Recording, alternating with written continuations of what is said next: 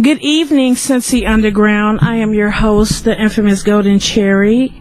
I just got in here. It is a very, very cold, snowy winter night in Cincinnati right now.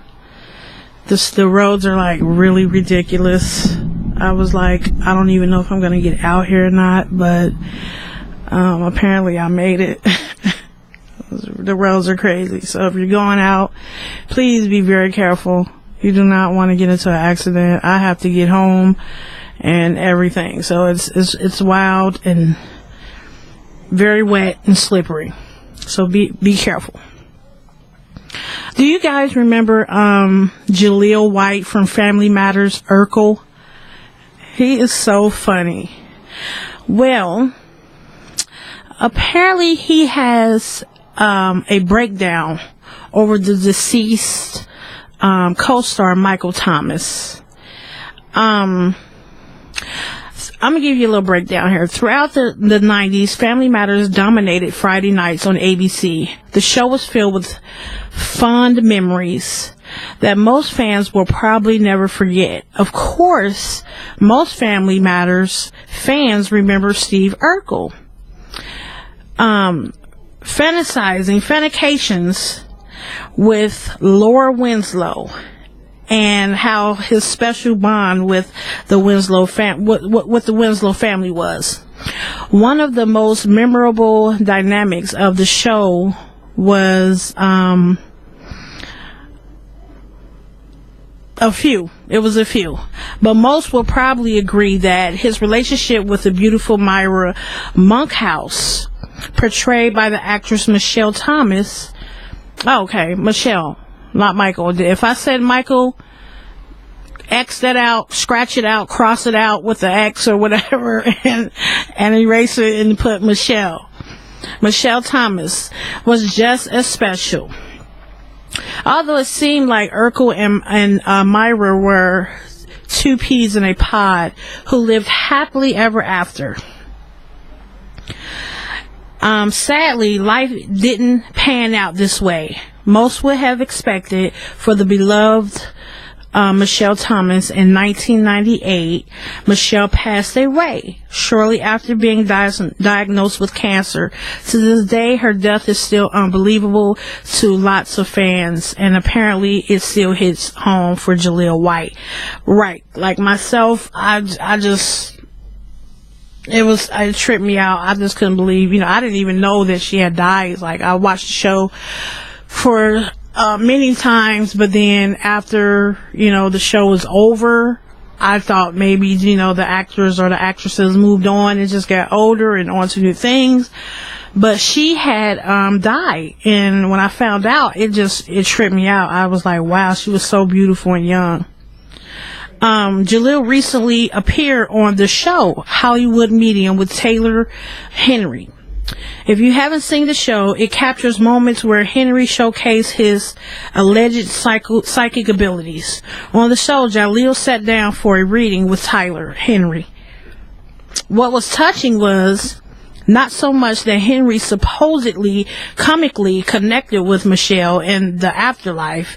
It was because of the evident connection and pain Jaleel still feels to this day. After losing this beautiful friend, co-worker Michelle Thomas, so much that Jaleel was brought to tears. And he says, I'm looking at what looks like E, and then LLE is the only way to describe it, Taylor shared. Okay, you got to be messing with me, dog, is what Jaleel said. Come on, man. You've got to be Googling this stuff before you come here, Jaleel said, dumbfounded. He was telling that to Tyler. Who is that? Tyler questioned. September birthday, suddenly passing. ELLE, no Google. So apparently he was talking about Michelle. But Jaleel wouldn't give in. He assumed Henry had done research to know a bit more about him, so he'd know what to say. The 21-year-old psychic claimed that he didn't even know Jaleel White, aka Urkel, is even though the basis of this show is centered around featuring well-known celebs.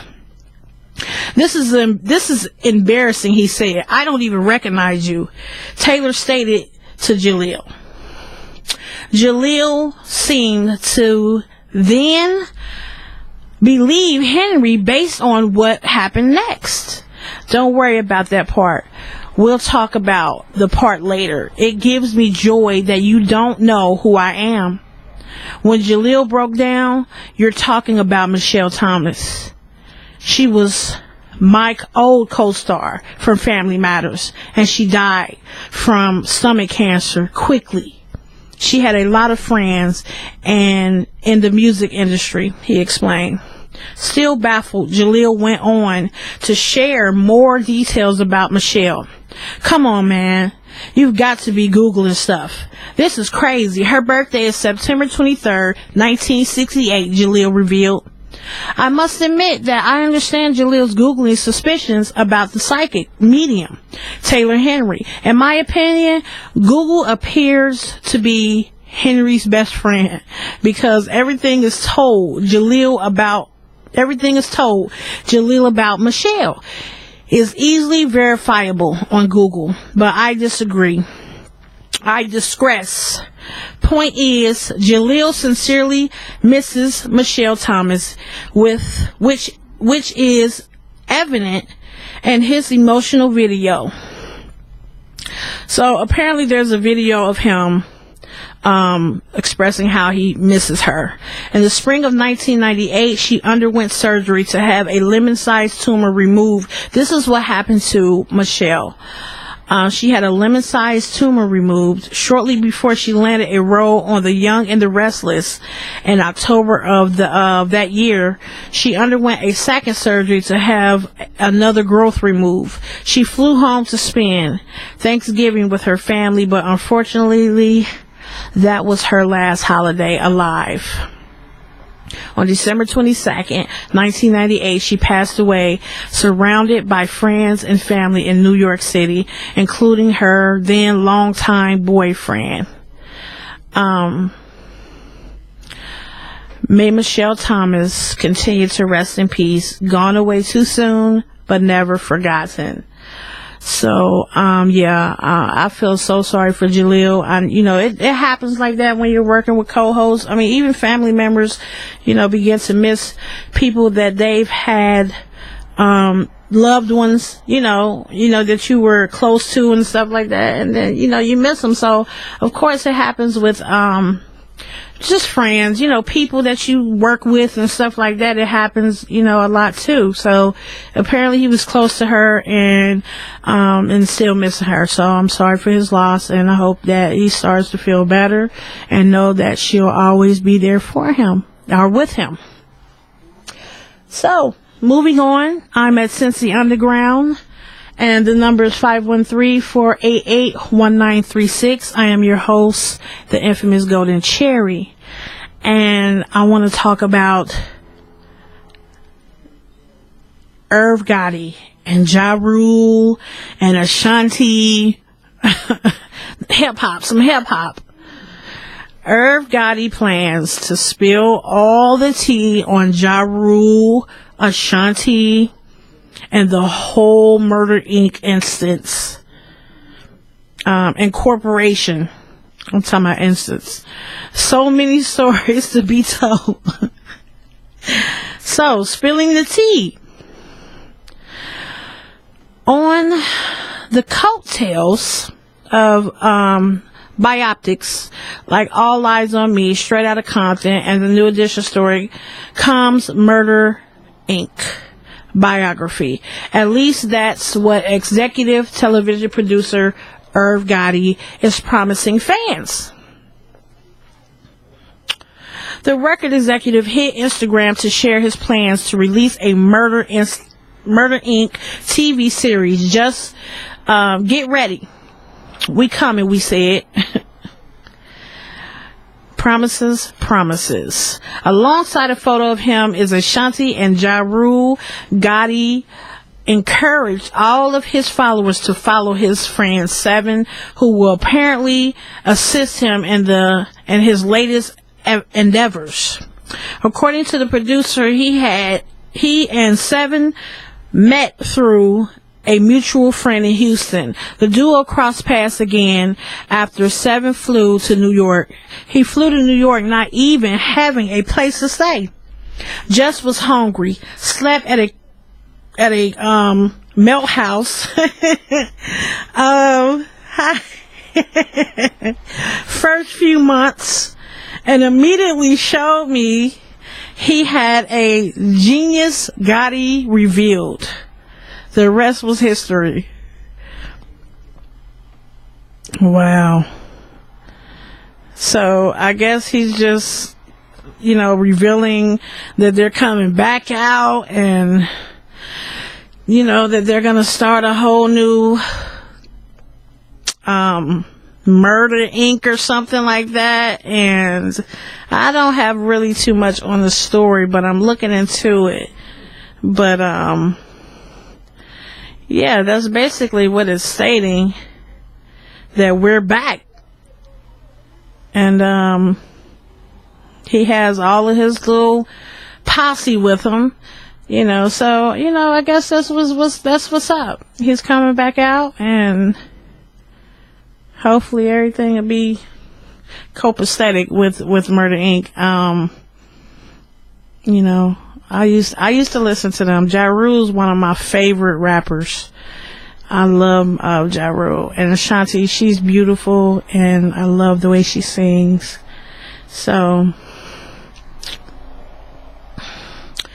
So that's the tea on that they're going to be coming back out soon. Can't wait to hear that. I don't know when it's going to come out, but apparently sometime soon. I'm trying to read some little bitty stuff. But I'll be back in a few minutes. I'm about to let you hear some music, and I'll be right back. So keep your ears open and ready, and I'll be right back. This is Sessi Underground. I am your host, infamous Goldencherry. The number is 513-488-1936, and I'm about to let you hear the Moops Bride Me. The Moops Bride Me.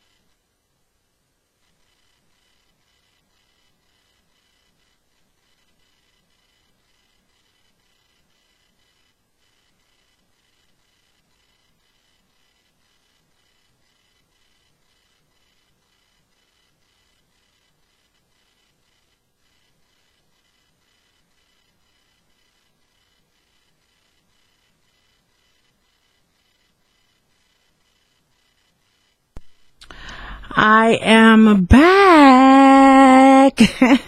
I am your host, the infamous Goldencherry. I am at Cincy Underground. The number is 513-488-1936. Give me a call. I'll be sitting here ready to answer any questions that you might have. Ted Danson. Who knows Ted Danson? Remember him on Cheers? Wasn't that a good show? I used to love Cheers. So Ted Danson opens up about a 22-year marriage to Mary Steenburgen. Yeah, and being a mess when they met. It seems like there's a majority of Hollywood breakups or divorces in the news every day. It also seems like no celebrity couple is immune to the curse that appears to doom all Hollywood marriages to fall apart at one time or another. But a few long-lasting celebrity relationships challenge that notion. Goldie Hawn and Kurt Russell, for one, have made their decades-long love story last, despite the fact that they've never actually gotten married. And it's clear that they've been happier than ever. Sarah Michelle Gellar and Freddie Prinze Jr. are another famous pair who have been married for 15 years, which is particularly an internally in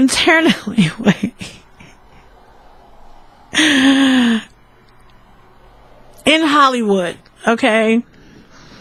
But one of my favorite Hollywood marriages has to be between Cheers star Ted Danson and Academy Award winner actress Mary Steenburgen. In a recent interview, Ted opened up about his wife and shed some light on how his marriage has remained so solid. Please forgive my my correct grammar. Please, I am just not, and my mind is like somewhere else, and I'm trying to focus right now. So, yeah, Ted Danson and his wife. At the time, Mary was a single mother of 2 kids with ex-husband Malcolm McDowell, and Ted had recently ended his second marriage following a highly publicized affair with Whoopi Goldberg. I was a mess and a half, I admit. I thought I was incapable of being in a relationship, but I was working on myself. Ironic how life works in those moments. Once you throw your arms up and surrender, a lot of times things come your way. They do. The two married in 1995, just 2 years after meeting and have been happily together ever since. Ted calls himself lucky to have experienced a love like he has with the last man on earth actress. Wow. That's amazing. Ted also opened up about all the things he loves most about his wife, all their time together.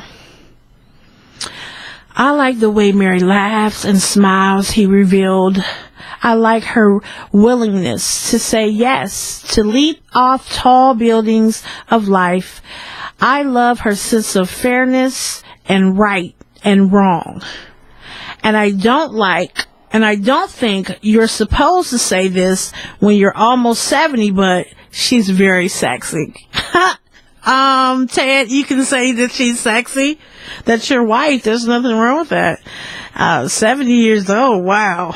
The Cheers stars also said that he and his wife can do absolutely nothing together and do it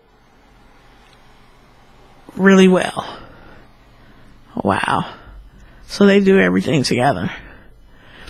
When I discovered it was easier to just sleep with Sam, the bartender, she joked, Really.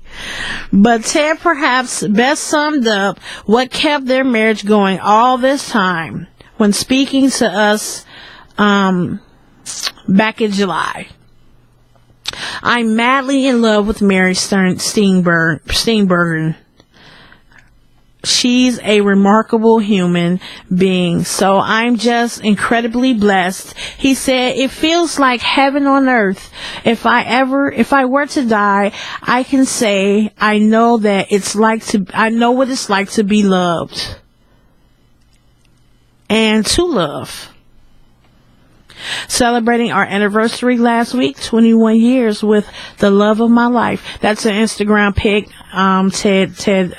Ted Danson that I'm looking at. Very nice. Very nice, Ted. They are a beautiful couple. Very beautiful couple. I used to watch Cheers all the time, and Ted Danson is so funny.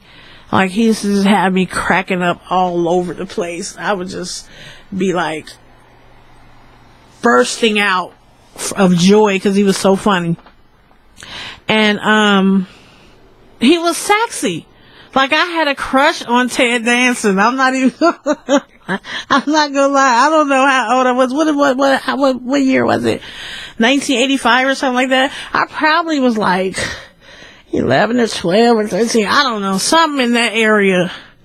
But yeah, I mean, he was most definitely so super fine to me. I was like, wow, is he that cute or nah? Like, he is so gorgeous and like beautiful. It's like, but he was really cute. I am moving on. This is another hip hop my way. Ray J.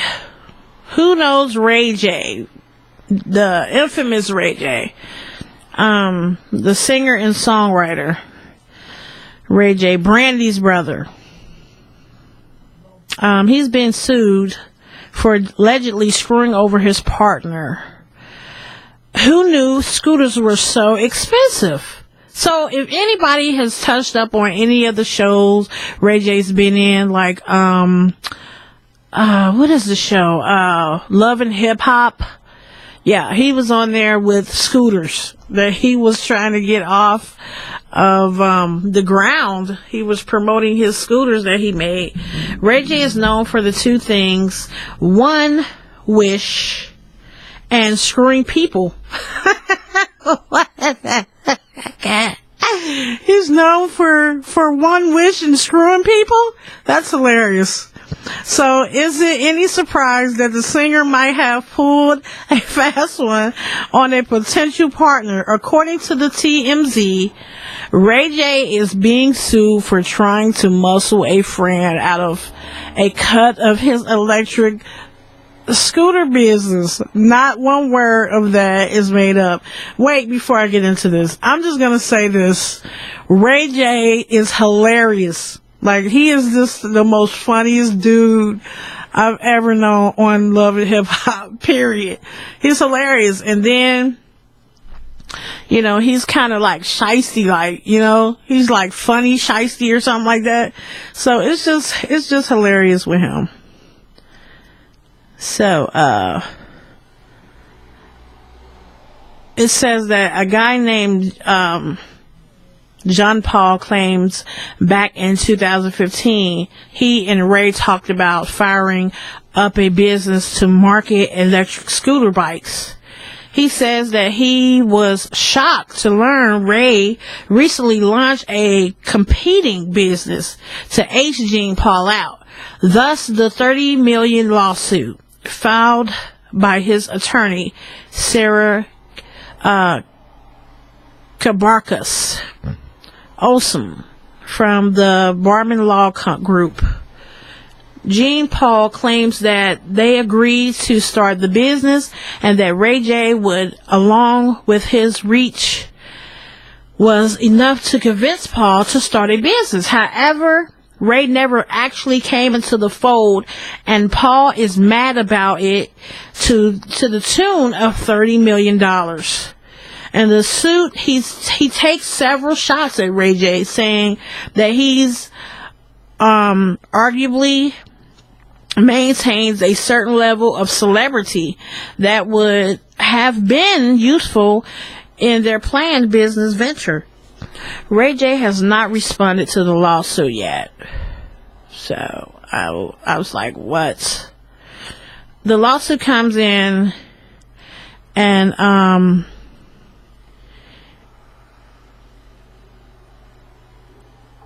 in perpetuum time,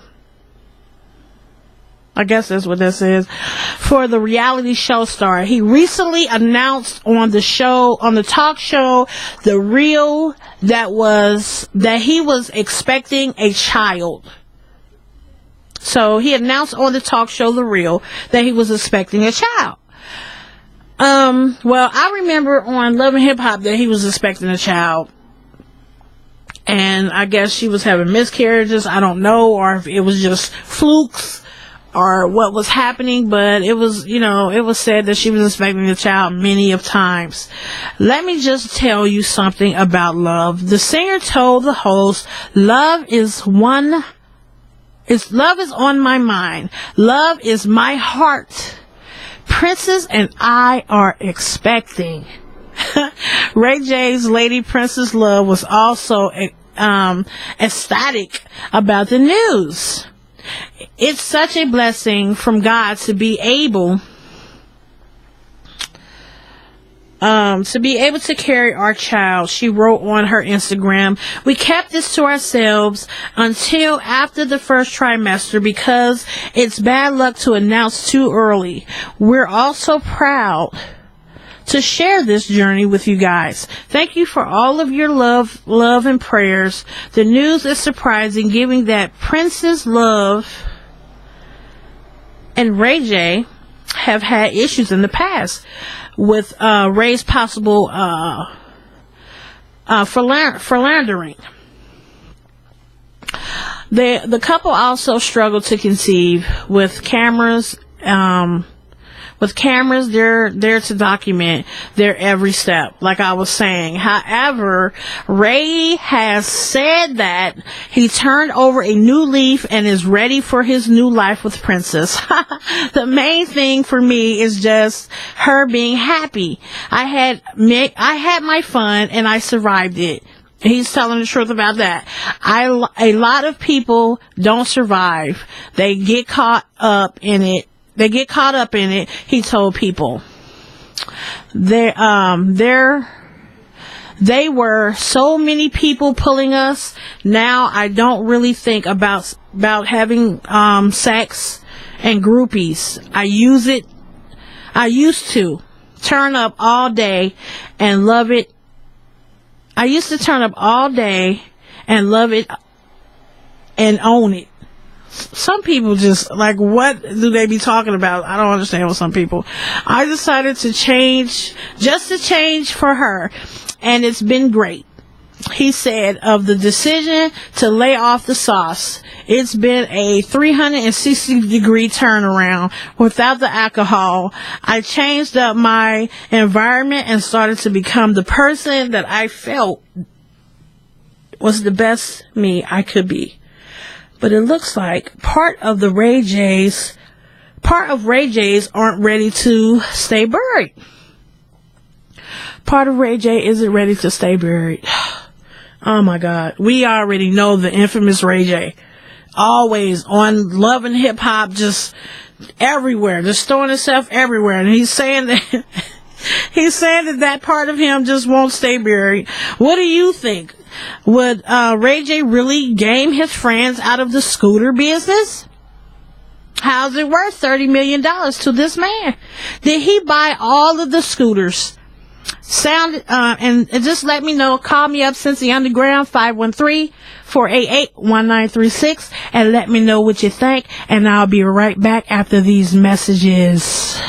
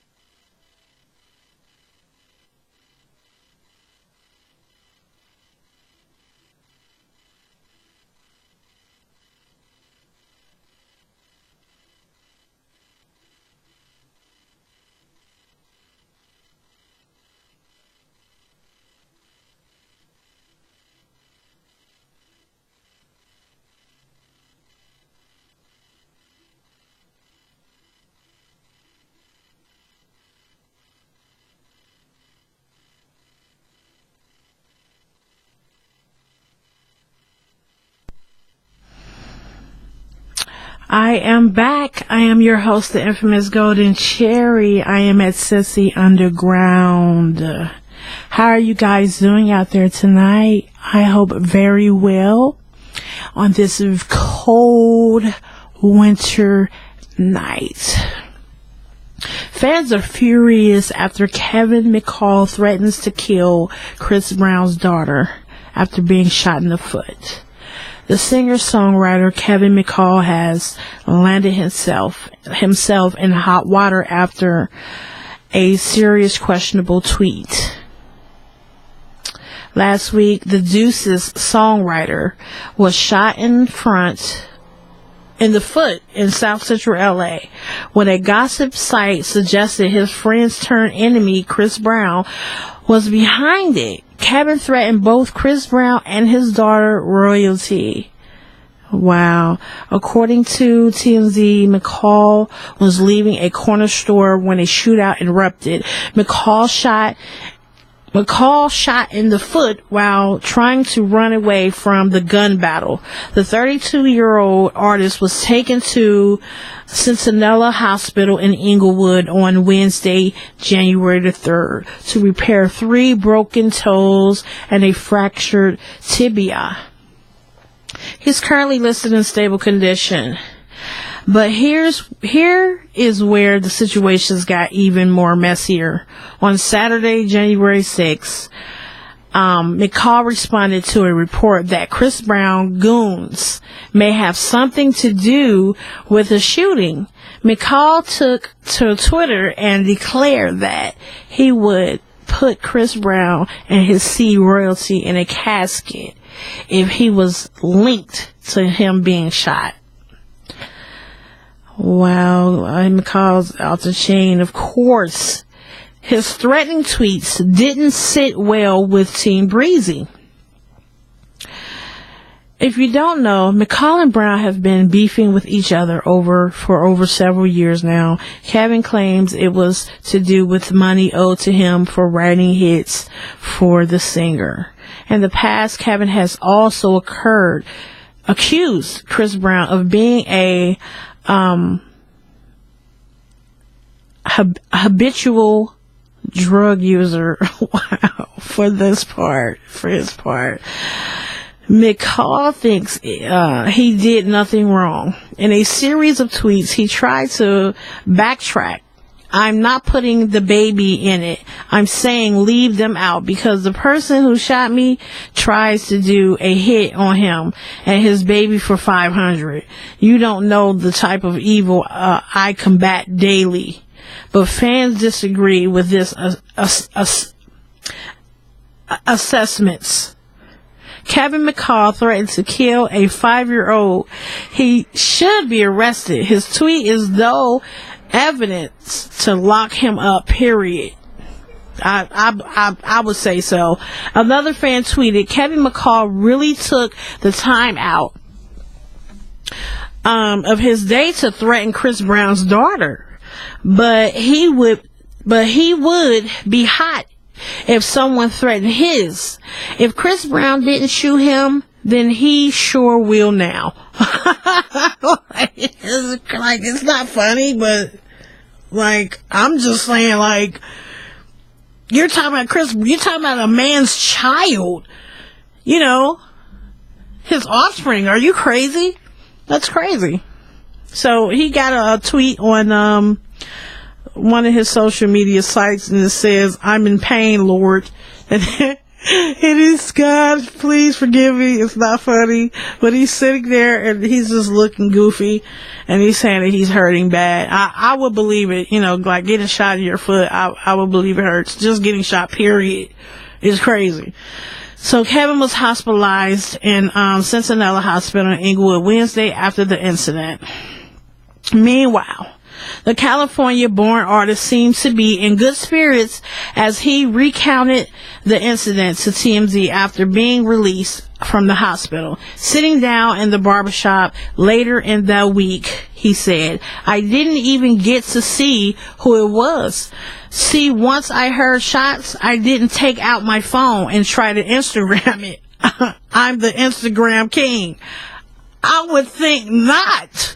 Why would you try to take out your phone to Instagram somebody shooting at you? Are you crazy? That's something I wouldn't be doing. I wouldn't be none of that. So his Instagram tweet is, feeling way better than yesterday. Who's ready for new music? I went to the studio last night getting it mixed as we speak. So he's definitely in good spirits. You know what I'm saying? I would have tried to go viral with that, but once I heard shots, I ran and quickly he told the site that people took a report from him at the hospital. This is insane. Kevin sent a message to his fans during the interview. To all my friends and family, I know you want to go and get revenge, but there's nobody to get revenge on. I'm so sorry. After the rumors emerged that he may have shot himself, he stressed that I didn't shoot myself. I'm not weird like that. I might not say everything politically correct, and I may be in anger management courses, but I would never do that strange type of stuff like that. Wow. I mean, he just told the whole story that he has anger management problems, and and that that he's stressed out or whatever not, and and that he's not politically correct all the time, but he's stating that he would never shoot himself. He got shot in the foot, so you can easily just shoot yourself in the foot. But who's to say that really happened? Who's to say that it did or it didn't? No one knows. But to threaten someone's child is like really savage. Like, that's some savage stuff. If you have that much power, like, that's crazy. And then he's like, for $500, like, are you serious? Like, leave Chris Brown and that little baby alone, please. Like, that's crazy. So I hope they get that stuff together, and please stop the violence. It is not necessary. The violence is not necessary. Believe me. There's too many people being killed out here for unnecessary reasons, for gang violence and whatnot. Stop the violence, please. Okay? You're headed for self-destruction. So, meanwhile, I have a guy that is, that beat his wife. He's a man, and he boasted about beating his wife before she died of her injuries. This story is about to gross me out, seriously.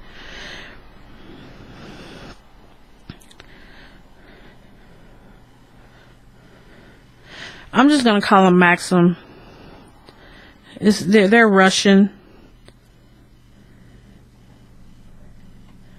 It's Girabov Benov. That's his last name. Anastasia.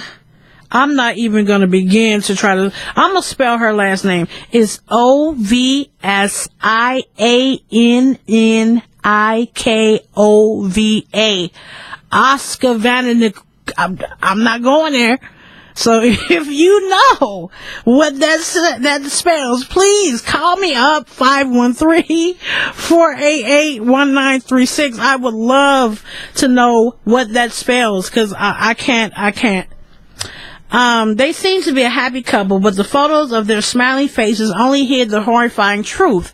When Anastasia told Maxim she wanted to leave him, the man beat his wife nearly to death. After he filmed his beaten wife and bragged about his actions to his friends. Wow. Anastasia and Maxim's relationship was never as perfect as it may seem. In the photographs, while the two appeared to be in love, they were actually in constant state of intense turmoil. Maxim shared videos of this of his bruised wife was the culmination of years of emotional and physical abuse. While the man beat his wife regularly, there was even more abuse on an emotional and physical level. Maxim reportedly extended his hospitality towards Anastasia's family. He made threats toward her father and brother, warning them not to report him beating her. In addition, Maxim forced Anastasia to quit her job at the town's hall. Anastasia told her close friends and family that she wanted to leave Maxim. She had met someone new and desperately wanted to escape his relentless torment. Unfortunately, she was paralyzed by fear. She told her friends that friends and family that she was afraid of what might happen if Maxim knew she was leaving him. She's beautiful. Wow, this woman is very beautiful. Finally, Anastasia worked up the courage to finally tell Maxim that she was leaving. Maxim became enraged and began brutally beating Anastasia. He kicked and punched her for hours until her body was covered in bruises. That was when Maxim filmed his beaten wife so that he could show his friends. He boasted that he had her under control. Oh my Lord. It's like ridiculously crazy. I know you guys can't see that. It's like seriously. Like, whoa. So yeah, he beat her really bad. She has bruises everywhere on her body. It's crazy. Despite the horrific attack, Anastasia managed to call the emergency service and immediately rushed to the hospital. Along with her severe bruises, she had suffered internal bleeding and several broken bones. Anastasia's injuries were so numerous that she slipped into a coma while at the hospital. Wow. She slipped into a coma and died 6 years later. I'm sorry. 6 days later. She died 6 days later. Wow. That's amazing. According to the police spokeswoman, Eula said that Maxim was originally charged with the assault, which caused several damages to the woman's health. However, the charges were later changed with Anastasia's death. Maxim pled partially guilty to the charges, stating that he had his reasons. Maxim is now facing 15 years in prison. I would think that he would had pleaded guilty to all charges. You have taken photos of you hurting your wife. I don't understand how is that possible. How is that possible that you're taking partial? He actually took video of him beating her to extremely to death, for kicking and punching her, and then he sends it to all his friends, and then they have that in court. How could that possibly be to where, you're taking partial blame for it? Like, are you serious? That's crazy. I feel so sorry for women. Domestic violence is not a good thing. If you need help, the best thing that you can do is stay quiet with your boyfriend and tie a string around your finger, and a little baby string or something like that, and just tie it around your finger. And when you're out somewhere, you're out with your family or whatever, people will see that you really need help, that you're in a situation where you're in need for help right then. So, there is help that you can get. So people are willing to help you. Just that's another way to be able to get out of a situation of domestic violence. We'll be right back after these messages. I am your host, Infamous Goldencherry.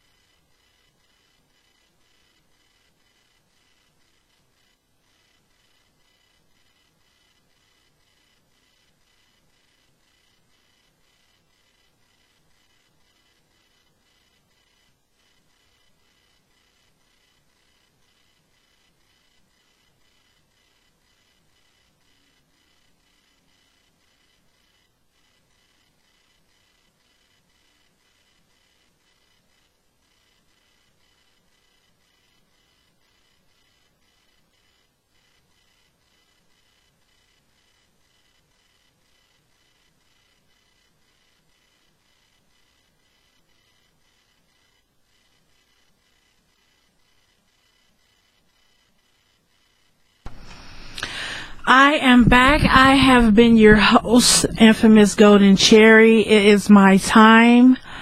I will be here next Monday from 6 to 7. And, yeah, you want to call me up?